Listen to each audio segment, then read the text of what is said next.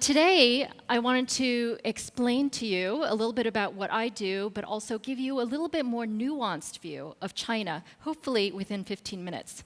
JUICE, as Anne mentioned, is a nonprofit organization, and we focus on trying to change this view of China into this view of China. And this is obviously a hard task, but we focus on systemic changes. We focus on where we can push the tipping points to make large scale at China pace. Today I'm going to talk to you a little bit about how China is changing from the factory of the world to the clean tech laboratory of the world. Qiu Baoxing, who used to be, until recently, the vice minister of the Ministry of Housing and Urban Rural Development, was one of our earliest supporters, and he asked us to train mayors across China how to build sustainable cities. And very early on, he opened one of our classes by saying that the world is at war with energy, but China is the battlefield.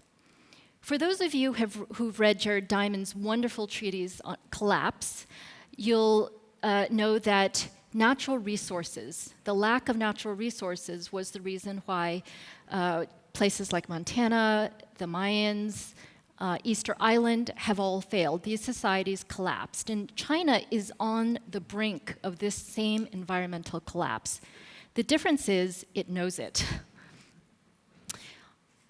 What I am going to explain to you, again, in a very short amount of time, so I can speak about this for hours, is this concept of acupuncture points. And I'm not talking about traditional Chinese medicine. I'm talking about how do you create tipping points, systemic changes. China has many advantages structurally and culturally that allows us to change, to become greener, faster than other geographic regions, and I'm going to explain why. The first advantage is that we're very highly motivated.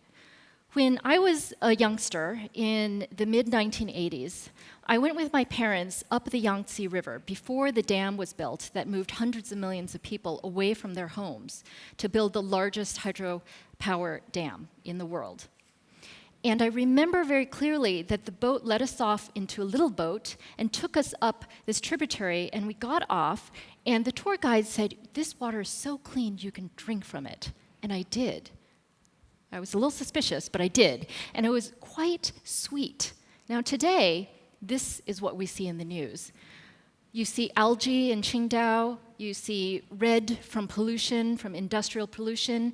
This is the river next to where I live, 18,000 pigs floating down the Huangpu River. And pollution has dirtied our waters. 90% of our waterways are undrinkable. 30% is not even fit for industrial use. This is the view outside of my window. This is not photoshopped. This is a normal day, the one on the right. And this is another view of Beijing. And again, this is a very normal day in Beijing, not photoshopped. This is the famous CCTV tower. Beijing has had so many polluted days that the term airpocalypse was coined a couple years ago. And one particular day was so bad that it was beyond index, right? Now, just to give you, I think some of you might know that I think at 50 PM2.5 levels, I believe that Brussels shuts down all car traffic, right? This is 886. Now, I think you know that in 2006, China as a country, as a whole, surpassed the US in total carbon emissions and energy use.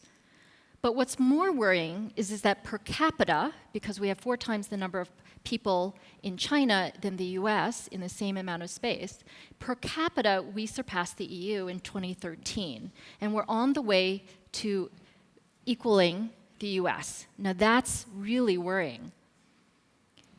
The China Dream, a project that we started in 2010 to co-create a different view of prosperity, to retell the story of sustainability, we came up with this definition from an ordinary citizen's point of view. The China Dream is to build a livable China together that we can be proud of. This makes us very highly motivated to go green at a citizen's level. At a country level, China has known for a while that energy powers our factories. Factories has powered our economy. And without economic growth, China is very afraid that we'll have riots. So energy security equals economic security equals national security. So at a national level, and certainly since 2007, China has been laser focused on going green. China, again, the same landmass as the US, has less oil, less gas, less water, less almost every single natural resource that you can think of. Yet it's very hungry. It's a hungry, hungry dragon. It's almost like a sumo wrestler eating dinner with a table full of ballerinas. So this has us motivated to try and become energy self-sufficient and hopefully net water usage, etc. Right? Try to be much more self-sufficient in natural resources. The second advantage is China Inc. One of the things that most people don't realize about China is that it is run not as a communist country, but as a multinational corporation. In fact, all of the government officials have to take mandatory training, 12 days a year. Imagine if your mayor had to sit in a class for 2 weeks each year to learn about how to run his or her country or how to build a city sustainably. This is one of our classes that we conducted.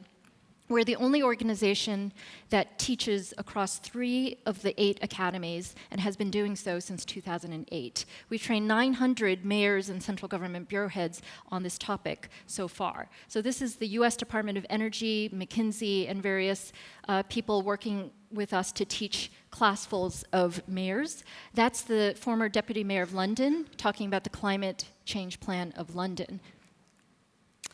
The other interesting thing about China is that all of our officials are scientists or engineers, compared to the US, where almost everybody, maybe 5 or 6 people in the Congress, are lawyers, right? So we're technocrats, we're very practical, and we want to solve problems. Sustainability is a problem for us to solve.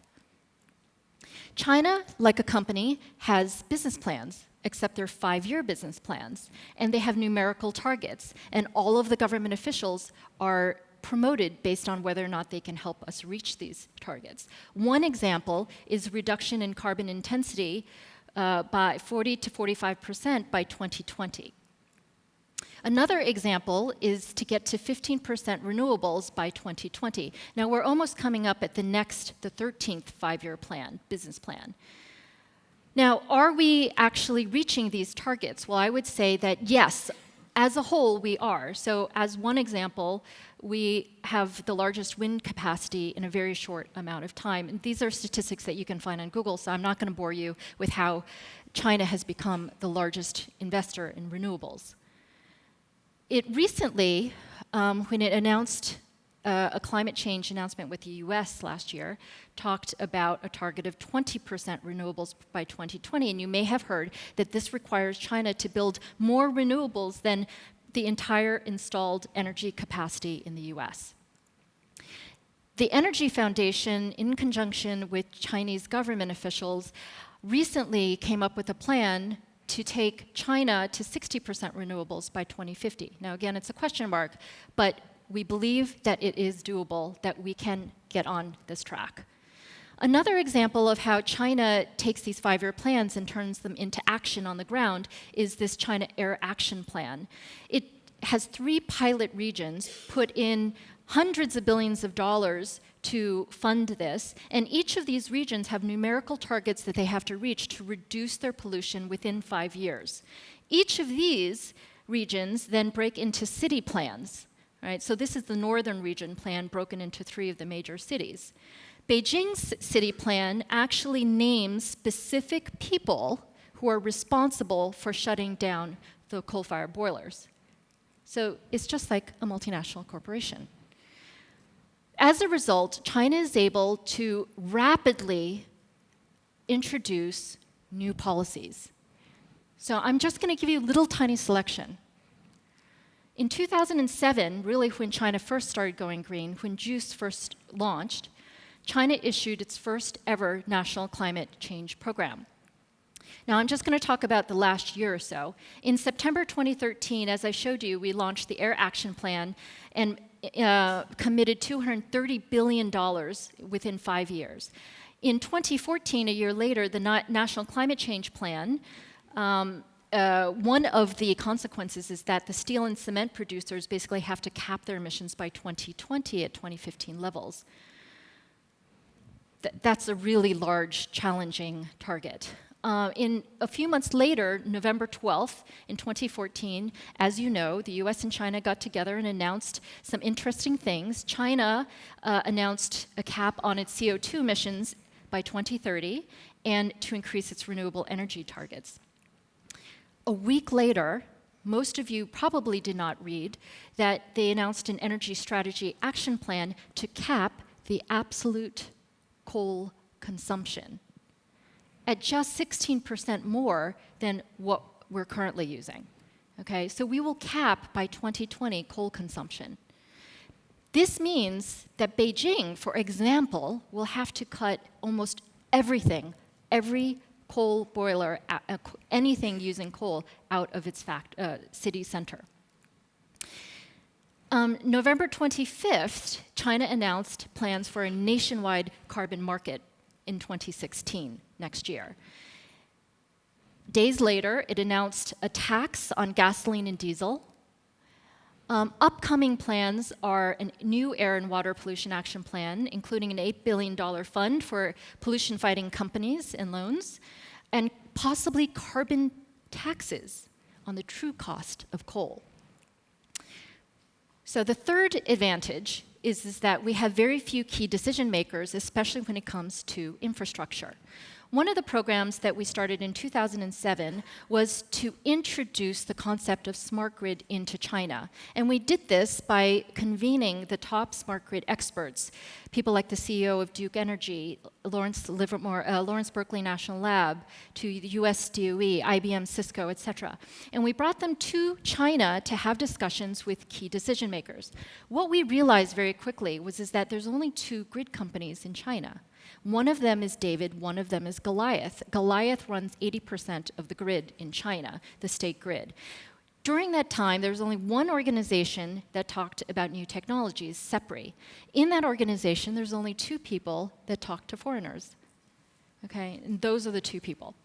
So within 3 years, we were able to influence State Grid to announce a blueprint to implement smart grid by 2020. They put $7.2 billion behind it.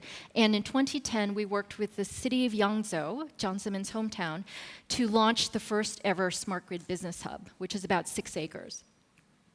Today, there's over 100 cities that have smart city pilots, and this is sort of an evolution of smart grid. The fourth advantage is that China is changing at gigascale and gigapace, and this is really necessary for sustainability because you can't have true sustainability benefits, significant benefits, at small scale. You have to work at city levels versus building levels. Urbanization is the single biggest driver of everything that's happening in China. So within 20-year period, the second half of our urbanization spree, 350 million people will be moving into cities, more than the entire population of the US. So this is a standard migrant worker who has left behind his children, maybe his wife has gone to Beijing, he's gone to Anhui, to make a better life. This is the largest what I call largest animal migration the world has ever seen. And as a result, we're building to house these people. In 1990, this is not too far away from where I live, we went from rural to urban in 2000, and this is what the same view looks like in 2014. That's the second largest building in the world being under construction. It's now finished. Now, China used to build cities like this. They're very rapidly being raised to build cities like this. This is a 1 square kilometer Chengdu Great City, a sustainability, mainly pedestrian zone. This is a 40 square kilometer city built for the Asian Games, and this is 180 square kilometers new city. So this is what's happening in China. We're building whole new cities at a time. Again, this is the view outside my window. building whole new cities at a time. We will have over 220 cities with 1 million people or more. Only 35 cities of this size exist in Europe today. But that's not all that's happening. It's not just about buildings. It's also about transportation. In fact, what I tell people is that transportation is the sexiest part of sustainability, and here's why. In 2000, we had 3 subway lines in Shanghai alone. In 2014, we had 12 lines. By 2020, we'll have 22 lines. I can go down my elevator into the subway, take the subway straight to the airport, go up a 3-story escalator, and check in. This is sexy.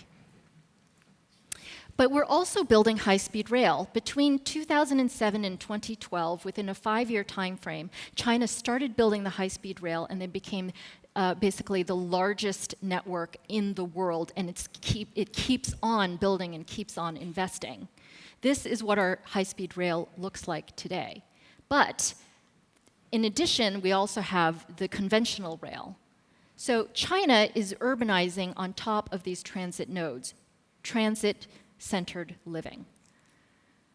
But again, China scale, China pace. The reason why this touches you is not because you can go down the elevator and go to my subway, but because in November 2014, China finished the longest railway in the world, going from one town in China all the way through Rotterdam to Madrid. It takes 21 days one way. In not such a long time from now, we're going to have a high-speed rail that goes to Germany within 2 days. Right? So Germany to China in 2 days, and then another 3 days possibly to go to Singapore.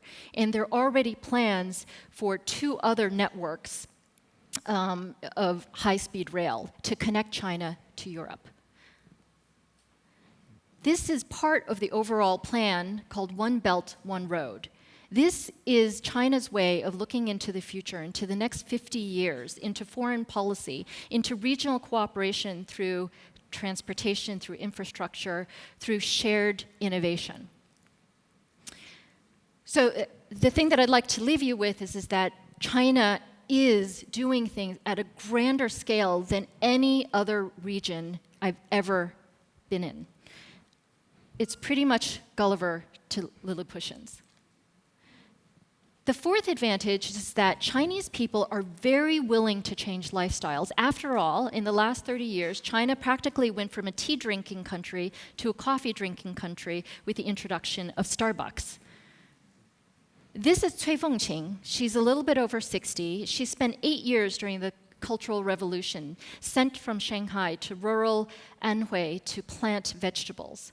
During this time, every year during Chinese New Year, the government would give her household 1 block of frozen raw eggs so that they could make egg dumplings to celebrate the new year.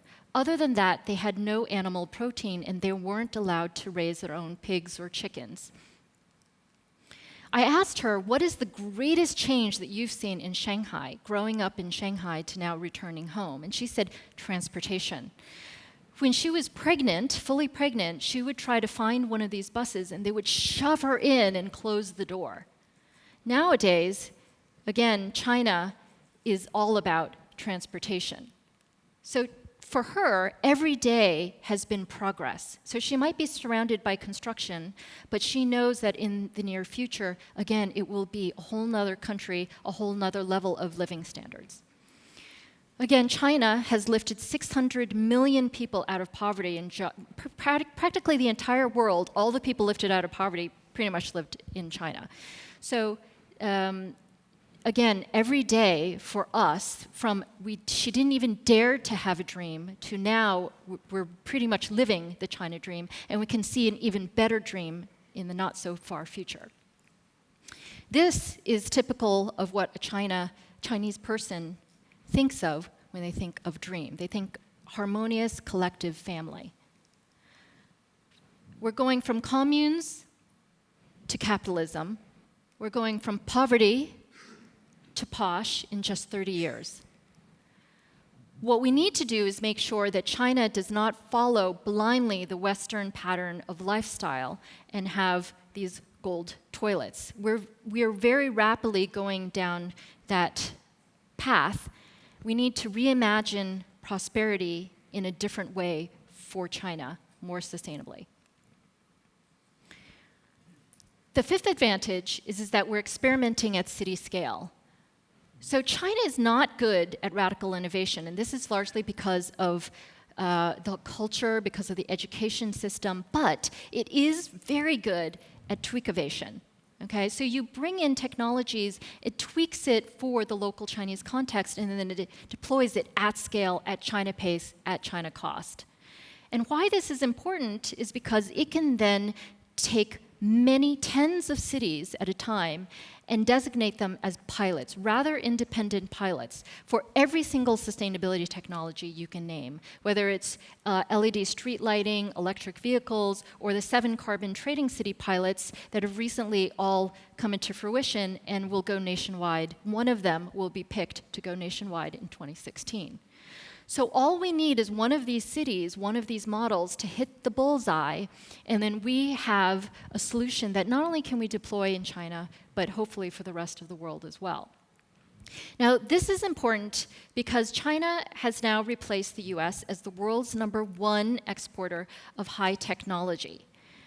China now cares about IP, not necessarily to protect your IP, but because it has its own IP. And the Chinese domestic companies are complaining, and they're really worried about protecting their own IP domestically. So this is good news. I think it's win-win for the IP story. But all of these advantages put together is making China rapidly turn from the chief polluter to the chief solutions provider. I think that today, what you should do is look at China as a platform for commercialization of your technologies, for rapid commercialization and joint deployment into undeveloped countries and beyond. So we're going to go from made in China to made with China with your help. So again, Juice, this is my contact information on Twitter. Please feel free to contact me, and I'd be happy to share with you more about this nuanced view of how China can be your partner globally for clean tech solutions. Thank you.